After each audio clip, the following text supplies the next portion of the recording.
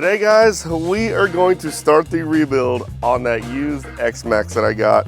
Something is weird here. Man, this thing, way worse than I thought. Yeah, this thing, the drive shafts are all rusted. And then this is what we're gonna use to de-rust everything. This is apple cider vinegar. So apparently, if you soak your rusted screws and your rusted parts in apple cider vinegar, it de-rusts them, like let them sit overnight. Look at that, guys. No rust on them at all. That is insane.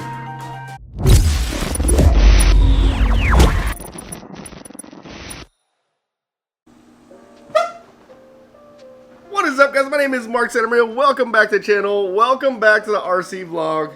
Guys, if I start sweating like beads, it's because it's mega hot out here. I got the fan going, so if you start seeing my shirt flutter, yeah, I gotta cool down.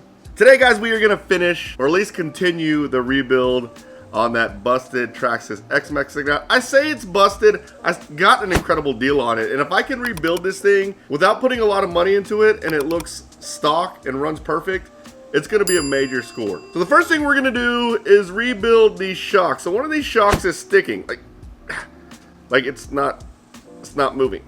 So there's a few things that could have happened in this shock. First thing, my knee-jerk reaction is that the shock shaft is bent. Now these are really big shock shafts. It might have been bent, and they can get bent, especially if you wreck into something really hard. The other thing that it could be is there could just be a whole bunch of dirt inside the shock, keeping the piston from being able to move freely in there. Maybe he put really thick shock oil in there. That could have been a possibility. And the next possibility is one that I really hope didn't happen, is the shock piston exploded in there. If it exploded or smashed or bent, a lot of times the shock piston can break if you wreck and it pulls down on the shock really bad. But we're gonna pull these apart. We're gonna assess, and I'll show you how to rebuild. All right, need a rag, need something to dump shock oil in, maybe a blue shock towel to put the clean parts on. All right, let's pull the shock cap off. Come on, let's not look bad. Hopefully the bladder's in there. If the bladder's stuck on top, that's good news. That means it's not leaking real bad. That's good. See how the bladder's still stuck on top? Whenever you unscrew the shock cap, make sure the shock shaft is all the way at the bottom. It will suck that bladder on there. Pull this out. Okay, so the oil doesn't look bad. You guys see that? Kind of, not really. Kind of, no, you can't really see it. All right, I'll show you whenever I pour it in this bottle here. This is the bottle of just old shock oil.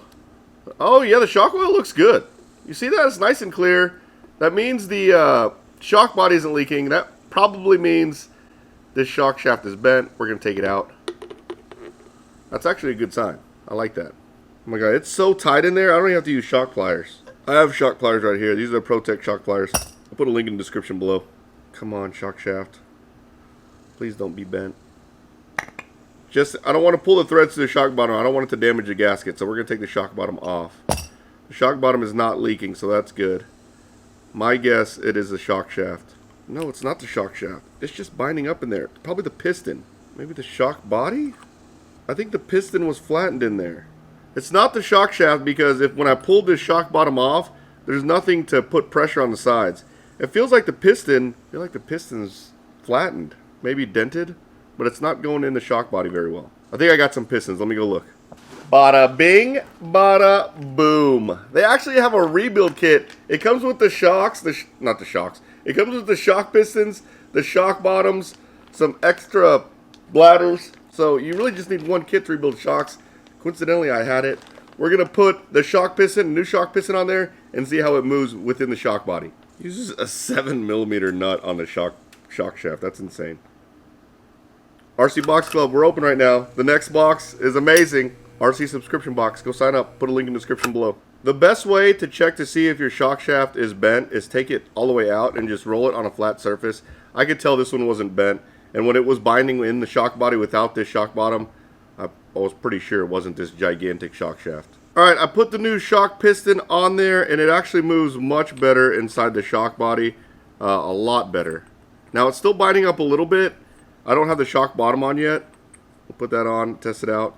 But I think what I'm going to do is I'm just going to sand the edges off. Sometimes there's a little excess plastic that can build up and cause your shock piston not to move up really smooth. I'm just going to grind it down just a smidge. To keep this build as cheap as possible, I made the executive decision to not use a brand new piston. That way you don't have to buy extra parts. This is 7762X. That's your GTR or GTX shock rebuild kit. I put the old piston back on there, and we're just going to sand down the edges, kind of get rid of some of that plastic that may be binding, and we'll see if we can fix it with the original part. The way I'm going to do it is I'm going to put the shock shaft in a drill, and basically it's going to spin. It's going to make sure it wears down all the way around evenly.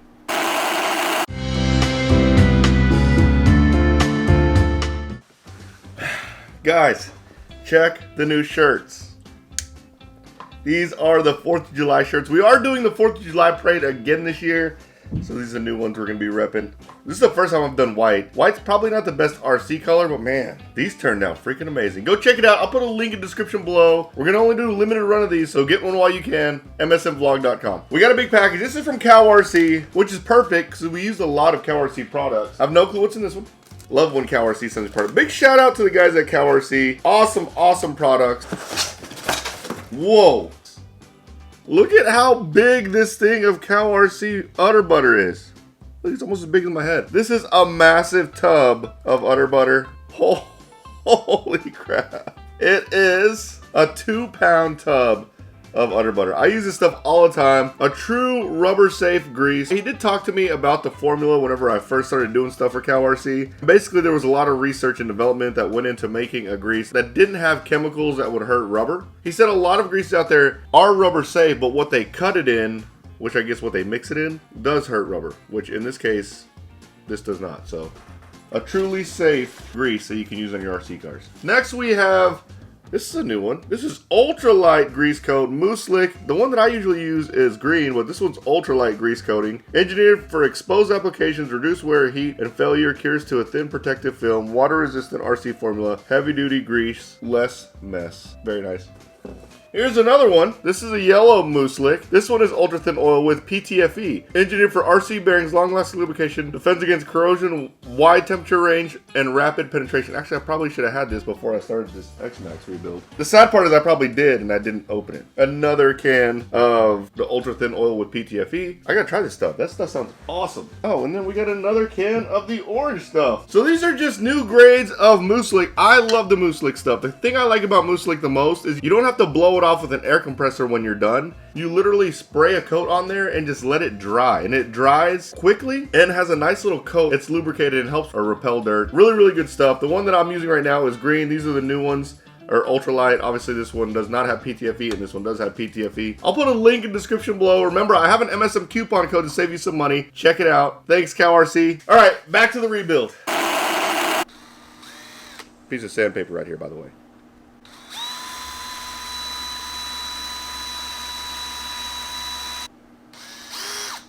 Alright, I sanded it down. Check out how much extra plastic it took off.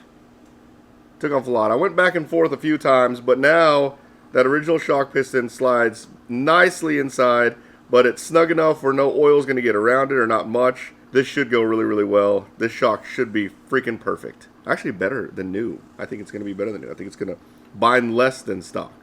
Use some udder butter to grease these O-rings really well. Yeah, that slides much better. Oh yeah, no binding at all. Nice.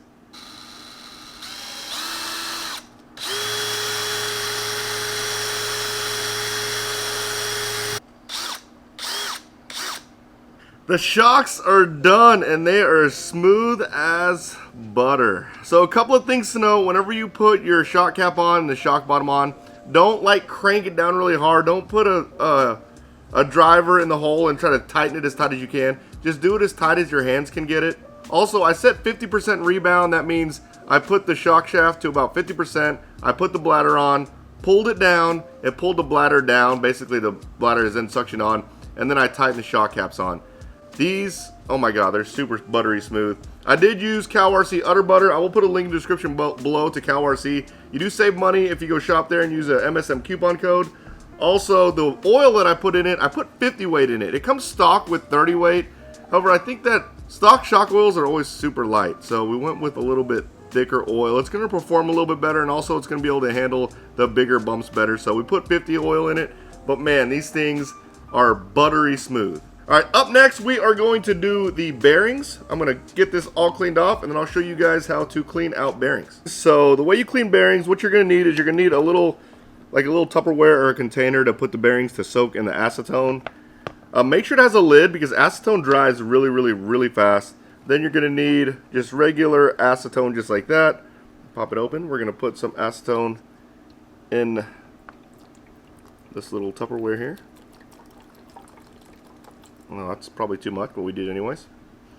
Alright, so now what we're going to do is we're going to pop the seals off the bearings. The way you pop seals off the bearings, you get a small X-Acto or a small hobby knife, and then basically from the inside of the bearing, you're going to go in. Let me see if I can get you zoomed in here. There you go. You're going to go in and just try not to damage. You don't want to damage the seal, obviously. Damage the seal like I'm damaging it now. But you're just going to pull up on it. There you go. There's one seal. And then on the other side, these are on there. There we go. Got the other seal off. Slight, I won't say I damaged it. Full disclosure, I'm only doing these bearings because all the other bearings feel really good. I'm only doing the ones that feel bad. So then you just kind of let it soak in some acetone. Cover it up because, again, acetone dries really, really fast. And then we're just take the rest of these seals off. Let it soak in the acetone. And then we're going to oil them up. I'll show you what oil to use whenever we get to that part. But right now, we got to take these seals off. Okay, so all the seals are off. Actually, I take it back. I wasn't able to get this seal off. These smaller bearings with the small seals, I would say don't even try to do them. I think I ruined this bearing really, really bad. In regards to soaking your bearings in acetone, so the hardcore racers, what they'll do is, see how that acetone's a little dark? What they'll do is they'll keep soaking it in new acetone until that's all gone. And then they'll blow it out with an air compressor. You don't want to use too much air or too much pressure because you don't want to blow the bearings out. But you want to blow just enough to dry it all out inside. And then we're going to put oil on it. So I'm not going to let these soak in another set of acetone because this is a basher. We don't need our bearings to be incredibly fast, but I'm going to let it soak a little bit longer. I did clean these seals out already. If you're lazy, you can just buy new ones, but again, we're trying to do a budget build on this one, or a budget rebuild, which I'm super excited about. When you're dealing with bearings and things like this, I always want really, really clean surfaces. Anytime you need something like a seal or something clean where you don't want any dirt on it. So we got some clean surface here. We're going to take these bearings out, and you can spin them. They spin pretty good. They're kind of crispy. And then we're going to blow them out. I have my blaster here. Nice and clean. Then we're going to put one side of the seal on. Seal just pops right back in there like so. Just going to push it in. And then we're going to put some bearing oil in here. So this is Trini bearing oil. Any type of really fine bearing oil will work. I know a lot of companies have their own bearing oil. Honestly, I just get whatever I can find at whatever local hobby shop I'm at. I want to make sure these seals are nice and clean, otherwise you're just putting dirt back in it. I already cleaned these seals, but pop the seal back on. Oh, this feels great. Bearings are nice and oiled up, nice and smooth. Let me do the rest of these. Alright, all my bearings are done. Ready to go. Again, I didn't do all of them, but the ones that I needed to rebuild and I felt were a little crunchy or didn't move very well, I did clean out with acetone and re-oil. They're great, so don't need this anymore. Next, we are going to polish our hinge pins. So here is a hinge pin that I de-rusted. Obviously, it's got a lot of like grime and stuff on it. So what you're going to do to polish these hinge pins, when you polish them off really nice, that everything moves better. You want to make sure they're straight also. But the way I do it is I put them in a drill, get a little bit of polish, which I'm using just this rust remover, chrome polish. Any like generic polish will work. Put a little bit on blue towel, and then you're just going to run it like this. There you go. Look at how shiny that is. So there are some like grooves in there, but that's nothing I can remove. That's just where it wore down. Let's use a new rag so you can see how clean it is here. Look at how clean that. Look at what's on the rag. Look how much dirt is on there. So it definitely removes a lot of just buildup and grime. Nice clean hinge pins. Now you can do this on anything that you need to shine up, but it's nice to have them nice and shiny and polished. Well, that was fun, guys. Now we are going to take my diff parts out, clean these off, and put the diff back together. These were soaking in simple green. Nothing crazy here. I'm just going to fill it back up with, actually, I got to look to see what the stock oil is. So I'm rebuilding the front differential right now. The stock oil on the front differential on the Xmaxx is 10K. I'm going to go a little bit thicker. I do think the car diffs out a little bit, so this is going to give it more drive. So I'm going 30K in the front.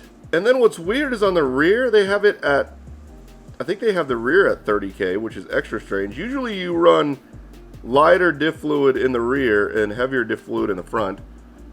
So I think what I'm going to do on the rear is I'm going to do 15. So we're going to do 30 in the front and then 15 in the rear. Let me finish building this diff. Make sure whenever you put your seals back on your diff, you grease it really well with a really good grease. Again, I'm using the CowRC Udder Butter. It does two things. It helps lubricate the friction, cools down with the friction, and also seals. So make sure you use really good grease. Here's a quick tip, guys. If you want to clean your springs, especially these big springs are really easy. Just run a paper towel. Sometimes it's hard to get inside and get around every coil. But basically run a paper towel through it, just like this. And then you just hold on to it and then just spin the spring on there and it cleans the entire spring. And it looks brand new when you're done. Ta-da! Brand new spring. Oh, look at how beautiful this thing is. Nice and clean, not leaking at all. So these actually sat overnight, and what I like to do is sit them down on the rubber mat and just see if there's any oil buildup behind it. Oil was already there. I already checked these, but the shocks aren't leaking oil and the diffs aren't leaking oil. And look at that. Perfect. I'm glad we haven't finished the entire rebuild because we're going to rebuild the rear end. We're going to de-rust the rear end of this Xmaxx using a method you guys recommended and I'm curious about. So let's go pick up that product now. We are going to finish this thing in this video. All right, now I have to remember how to put all this back together. Yeah, I might need the exploded view. Jeez.